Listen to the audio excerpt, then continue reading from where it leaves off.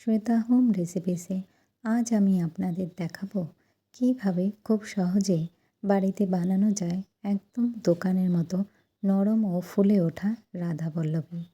তাহলে চলুন বেশি দেরি না করে দেখে নেওয়া যাক আজকের রেসিপি।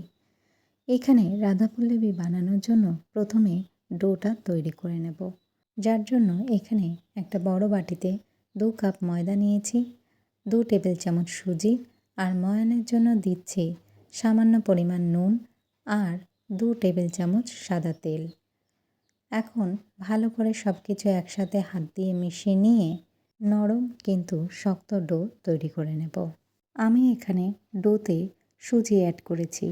সুজিটা দিলে রাধাবল্লভী বাইরের অংশটা হালকা মচমচে হয়, শুধু ময়দা হলে অনেক সময় নরম হয়ে যায়, আর সুজিতে ডোটা একটু শক্ত ও টাইট হয়। ভাজার সময় কম তেল টানে আর রাধাবল্লভী ভালো করে ফুলেও ওঠে। ভালো করে হাত দিয়ে এইভাবে মেখে নিয়ে ডোটা 20 থেকে 30 মিনিট ঢেকে রেখে দেব। আমি এখন দেখিয়ে দিচ্ছি। দেখো, ডোটা খুব নরম কিন্তু হয়নি, আবার শক্তও হয়ে আছে। এরপর স্টাফিংটা তৈরি করে নেব, যার জন্য এখানে 1 কাপ বিউলির ডাল নিয়েছি, যেটা গত রাতেই ভিজিয়ে রেখেছিলাম। যেহেতু কচুরিটা আমি সকালের জলখাবারে সার্ভ করব, তাই আপনারা মিনিমাম 4 থেকে 5 ঘন্টার জন্য ডালটা ভিজিয়ে রাখতে পারেন। এবার ডালটা আরও একবার ধুয়ে নিয়ে জল ঝরিয়ে নিয়েছি। এখন ছোট মিক্সিং জারে ডালটা দিয়ে এর সাথে সামান্য একটু জল অ্যাড করলাম। এরপর মিহি করে বেটে নেব। দেখুন, ডালটা একদম রেডি।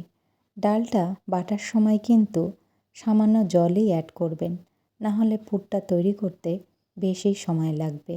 মিক্সিং জার থেকে এখন ডালটা বার করে একটা বাটিতে রেখে দেব। এরপর কড়াইতে দিয়ে দেব 2 চামচ সর্ষের তেল। তেলটা গরম হলে এখানে প্রথমেই দিয়ে দিচ্ছি 1 চা চামচ গোটা জিরে আর হাফ চা চামচ মৌরি। আমি প্রথমে হিংটা দিতে ভুলে গিয়েছি, তাই পরে নুনের সাথে অ্যাড করেছি। আপনারা কিন্তু এই সময় হিংটা ফোড়নে দিয়ে দেবেন। এরপর জিরে আর মৌরিটা একটু ভাজা হলেই এর মধ্যে দিয়ে দিচ্ছি 1 চা চামচ আদা বাটা আর 2টো কাঁচা লঙ্কা বাটা। এরই সাথে সামান্য পরিমাণ চিনি আর নুন আর হিংটা দিয়ে দিলাম। এরপর ডাল বাটাটা দিয়ে ভালো করে কিছুক্ষণ কষিয়ে নেব। লো ফ্লেমে ভালো করে ডালটাকে কষিয়ে মশলার সাথে মিশিয়ে নিতে হবে, যতক্ষণ না ডালটা পুরোপুরি শুকিয়ে আসে। দেখো, মিশ্রণটা পুরোপুরি শুকিয়ে গেছে। এখন এটাকে কড়াই থেকে নামিয়ে নিয়ে ঠান্ডা করে নেব। মিশ্রণটাকে এবার একটা বাটিতে উঠিয়ে ঠান্ডা করে নিলাম। এবার ময়দার ডোটাকে দেখে নেব। ময়দার ডোটা আরও একবার হাত দিয়ে হালকা করে একটু মেখে নিয়ে এর থেকে ছোট ছোট আকারে লেচি কেটে নেব।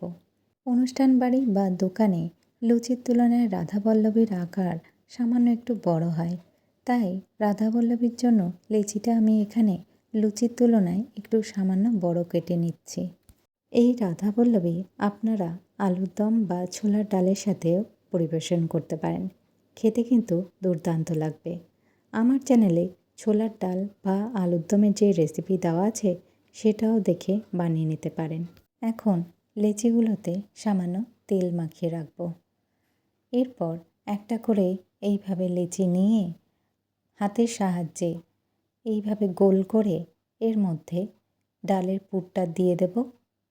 ডালের পুরটা কিন্তু খুব বেশি পরিমাণ দেবেন না, পরিমাণ মতন বা অল্প পরিমাণ দিয়ে এইভাবে গোল করে ঘুরিয়ে লেচির মুখটা বন্ধ করে দেব। বেশি পরিমাণ পুর দিলে বেলার সময় কচুরির আশপাশ থেকে পুরটা বেরিয়ে যেতে পারে। প্রত্যেকটা লেচি এইভাবে পুর ভরে রেডি করে নিচ্ছি। সব কটা লেচি পুর ভরে নিয়েছি। আর দেখো, সামান্য একটু পুর বেশি ছিল, সেটা একটা এয়ারটাইট কন্টেনারে রেখে দেব, যাতে পরে আবার ইনস্ট্যান্ট রাধাবল্লভী বানিয়ে নিতে পারি। আরও একবার সামান্য তেল লেচিগুলোর গায়ে মাখিয়ে নিয়েছি, যাতে বেলতে সুবিধা হয়। আর এইভাবে একটা করে লেচি কচুরির আকারে গোল করে বেলে নিচ্ছি। এরপর কড়াইতে পরিমাণ মতন ভাজার জন্য সাদা তেল গরম করতে বসিয়ে দিয়েছি। এখন সাবধানে আস্তে করে একটা করে কচুরি মিডিয়াম ফ্লেমে ভেজে নেব। এবার রাধাবল্লভীর একটা সাইড ফুলে উঠলে খুন্তি দিয়ে উল্টে দুপাশটাই সোনালি করে ভেজে নেব। দেখো কত সুন্দর দু সাইডটাই ফুলে উঠেছে। এখন রাধাবল্লভীর একটা সাইড ফুলে উঠলে খুন্তি দিয়ে উল্টে দুপাশটাই সোনালি করে ভেজে নেব। আর এটা আমি আজকে জলখাবারে পরিবেশন করব কষা আলুর দমের সাথে। আজকের ভিডিও ভালো লাগলে লাইক শেয়ার করো এবং আমার চ্যানেলটিকে সাবস্ক্রাইব করতে ভুলো না। তাহলে দেখো কত সুন্দর ফুলকো ফুলকো রাধাবল্লভী তৈরি হয়ে গেছে। সবশেষে দেখিয়ে দিচ্ছি, দেখো কতটা নরমও হয়েছে কচুরি আর ভেতরে পুরটাও সমানভাবে কচুরির গায়ে মিশে আছে। তাহলে আজকের মতন এটুকুই।